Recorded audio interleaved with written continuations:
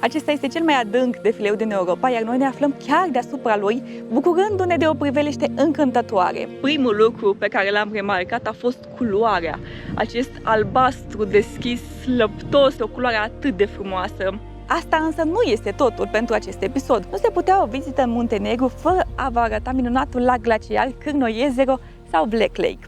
Ce frumoasă este culoarea acestui lac, acum aproape de apus, în combinație cu rozul acesta al norilor.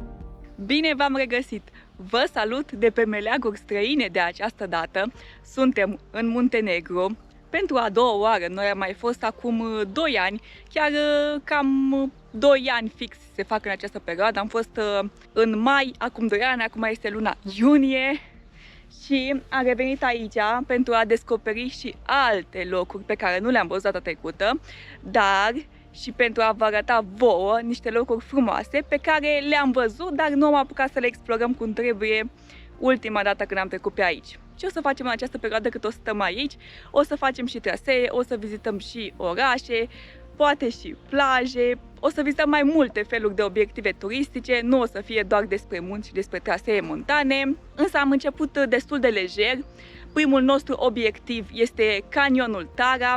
După cum știți și voi sau probabil ați auzit, Tara este cel mai adânc canion din Europa. În zona canionului Tara se pot face mai multe activități, este și o tiroliană care trece pe deasupra canionului, se poate face rafting, mai multe activități, însă noi am ales punctele de belvedere și acum, din mai multe căutări, am aflat că acest punct de belvedere, Ciurevaț, pe care ne îndreptăm noi acum, este cel mai frumos. Este cel mai spectaculos asupra canionului Tara. Nu este neapărat un traseu, este mai mult o plimbare de vreo 20 de minute. Noi am pornit din Zableac, orașul care este la baza Parcului Național Dormitor, din care face parte și canionul Tara. Și până aici am mers pe un drum destul de îngust, parțial asfaltat cu multe gropi, dar eu cred că îl puteți face cu orice mașină.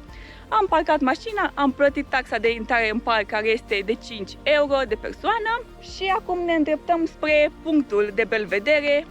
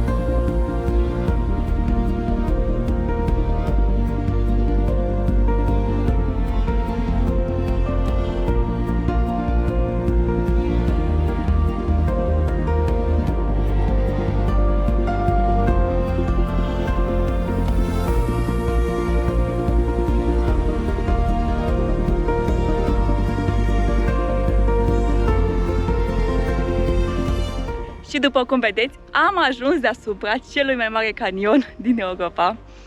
Foarte frumos se vede de aici și este liber, este foarte liber. În acest moment suntem doar noi aici. Este și Marius, să știți că el stă la umbră. Eu mă fac aici treaba, îmi filmez, el s-a pus undeva la umbră. Este destul de cald afară, sunt vreo 27-28 de grade acum. Dar în comparație cum e la altitudini mai joase, aici este foarte bine. Noi suntem acum la 1625 de metri. Cel puțin la această altitudine se află punctul de belvedere Ciurevaț. Am pornit undeva de la 1500 și ceva și până aici am mai urcat undeva până între 100 de metri. am zis că nu este neapărat un traseu acesta, este mai mult așa o plimbărică destul de relaxantă, nu cu prea mare diferență de nivel, se merge drept și este foarte scurt, cum am zis. Cred că jumătate de oră, cu tot cu pauzele pe care le-am făcut de filmat și admirat și pozat. a durat până aici. Foarte, foarte frumos se vede canionul de aici și mulți dormitori unde o să mergem în zilele următoare să facem trasee, adevărate trasee pe acolo, trasee din acestea mai lungi, cum v-am obișnuit eu de cele mai multe ori, să descoperim și acel parc și acel loc, chiar abia aștept. Sunt foarte curioasă, cred că o să fie super, super frumos. V-am spus că este cel mai mare canion din Europa, însă nu v-am dat mai multe detalii despre canionul Tara. Acesta are o adâncime până la 1300 de metri și o lungime de 82 de kilometri. Iar împreună cu Parcul Național Dormitor este în patrimoniul UNESCO încă din anul 1977. Râul care formează acest defileu, după cum cel mai probabil v-ați dat seama, este râul Tara, care este și cel mai mare râu din Muntenegru. Și cu data trecută când am văzut acest râu, primul lucru pe care l-am remarcat a fost culoarea. Acest albastru deschis, lăptos, în unele locuri cu o tentă verzuie, este o culoare atât de frumoasă. Și inițial am crezut că pozele pe care le vedeam eu sunt editate, dar de fapt chiar așa este culoarea în realitate. Mai devreme am trecut și pe podul construit deasupra râului Tara, un pod care are o lungime de 365 de metri, de-a dreptul impresionant, foarte, foarte frumos. Acolo era mult mai aglomerat, erau foarte, foarte mulți turiști, acolo era și tiroliana și de acolo se putea face și rafting și așa mai departe.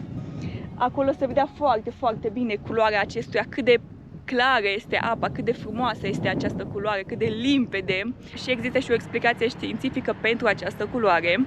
Această apă conține dioxid de carbon, care transformă carbonatul de calciu în bicarbonat de calciu, care se dezvolvă mai târziu în apă, iar în acest mod reiese această culoare superbă pe care o admirăm noi astăzi.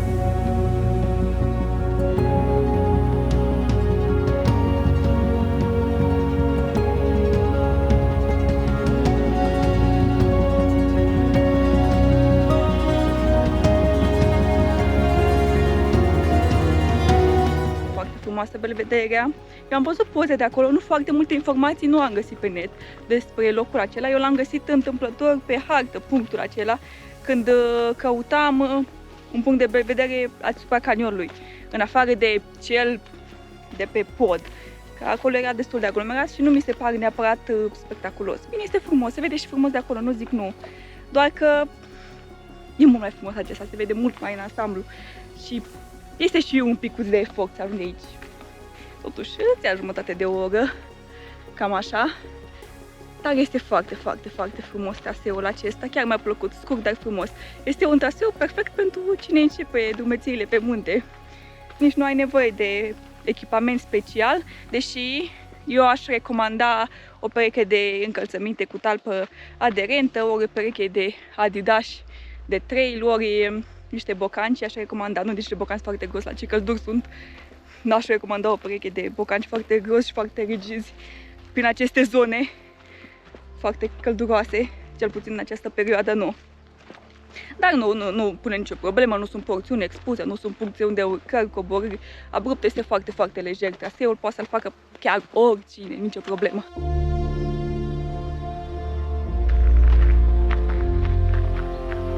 Iar acum ne îndreptăm spre al doilea obiectiv al zilei de astăzi, și anume Lacul Negru sau Black Lake, cum este cunoscut. Ne-am cazat între timp.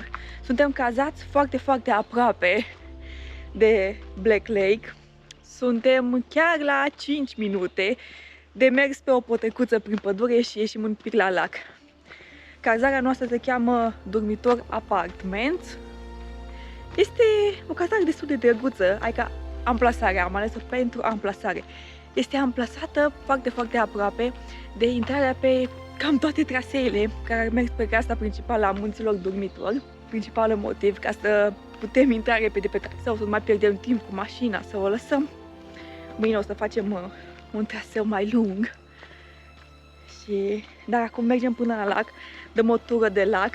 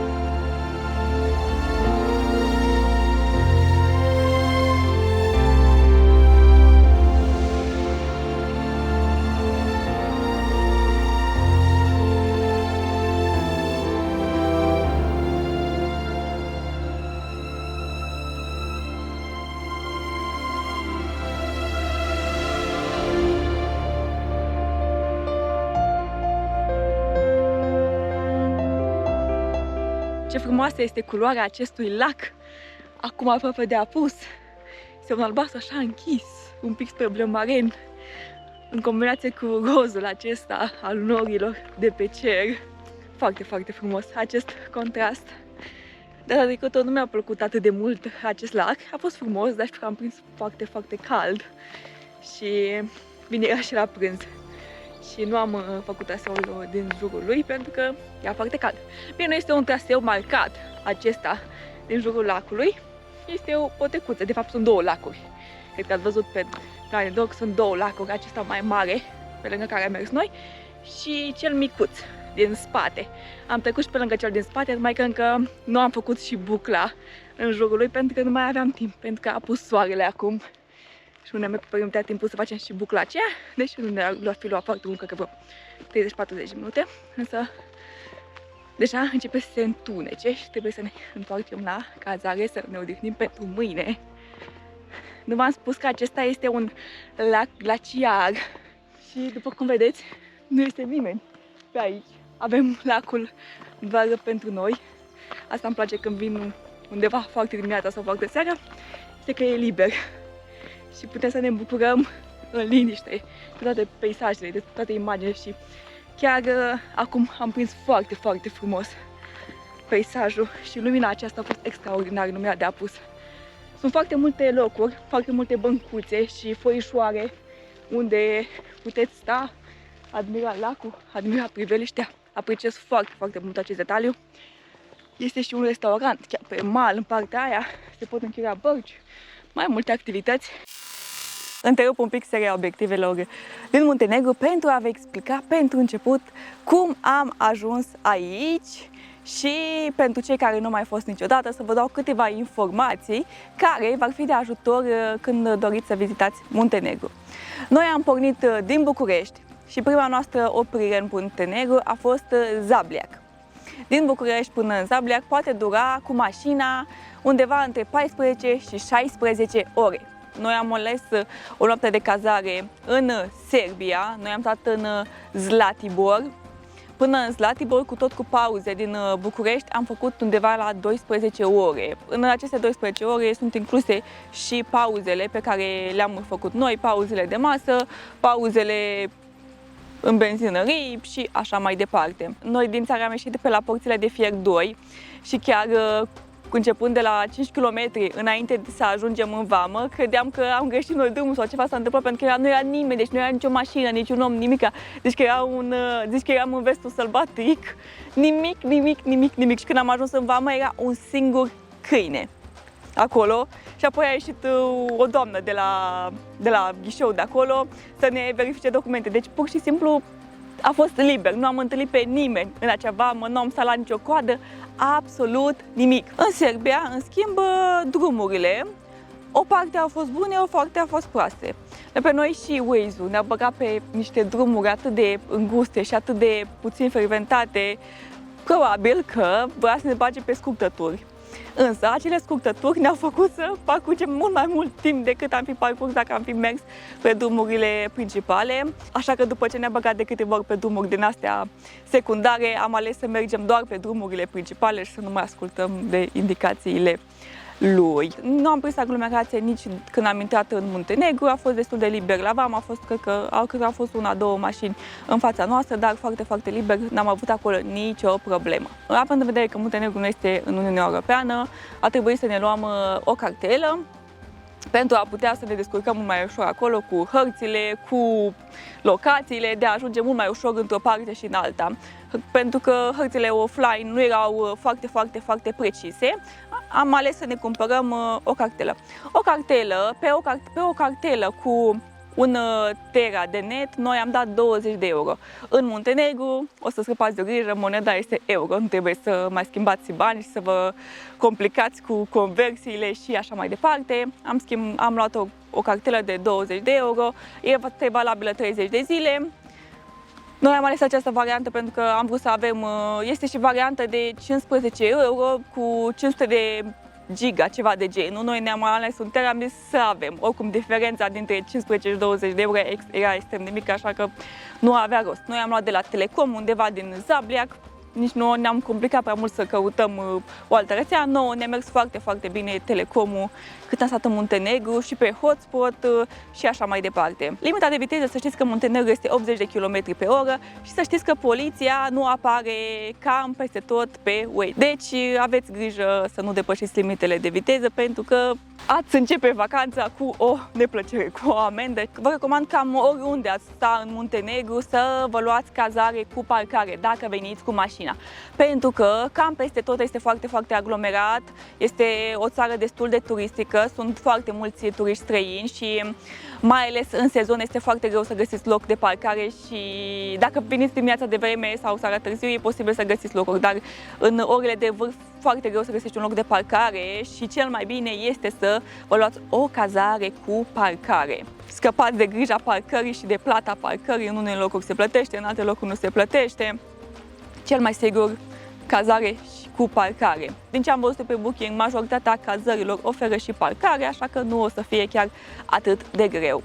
Prețurile acum, cum mi s-au părut mie, pe 2 săptămâni în care am fost în Muntenegru, o săptămână am stat acum 2 ani și o săptămână am stat anul acesta, prețurile mi s-au părut undeva cam pe la nivelul României, undeva probabil cu 10-15% mai mici la unele produse, dar cu alte 10-15% mai mari la alte produse. Sunt unele produse mai scumpe la ei, sunt unele produse mai ieftine.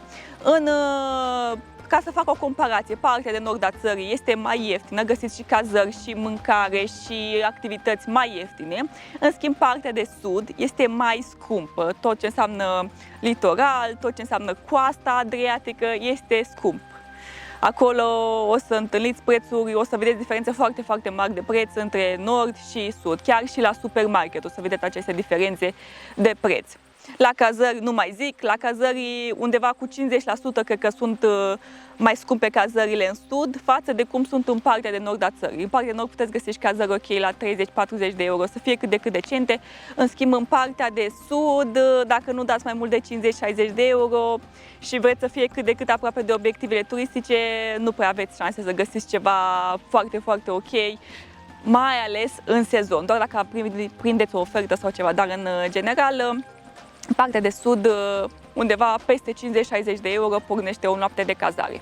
Chiar dacă am avut cartelă, nu uitați să vă descărcați și hărți offline sau să vă luați o aplicație care vă permite să aveți hărți offline. Pentru că aveți net, dar gândiți-vă că dacă vreți să faceți trasee montane sau vreți să mergeți în zone izolate, nu o să aveți internet și nu o să aveți semnal. Așa că atunci singura variantă sunt hărțile offline pe telefon.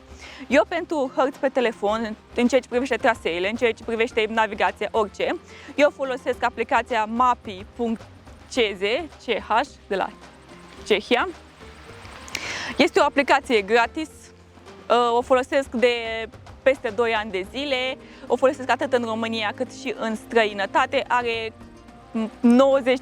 90% din traseele pe care le-am căutat le-am găsit acolo. În România le-am găsit 100%, toate sunt, dar în afară mai sunt unele trasee care nu apar acolo, dar cele mai importante și locurile unde se duce toată lumea, să știți că alea sunt toate pe hărți.